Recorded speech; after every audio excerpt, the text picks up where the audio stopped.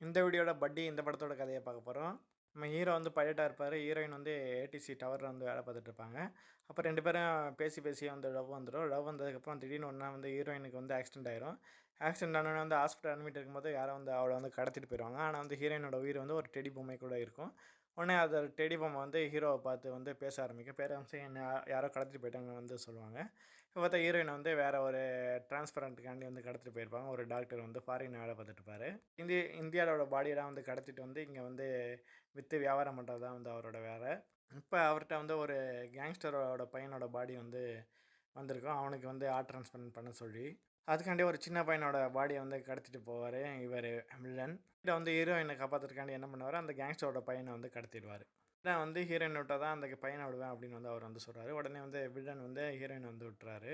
இப்ப ஹீரோயின கூட்டிட்டு ஃப்ளைட்ல போம்போது கீழ தள்ளி விட்டு ஹீரோயின காப்பாத்திட்டாரு நம்ம ஹீரோ. நன்றி.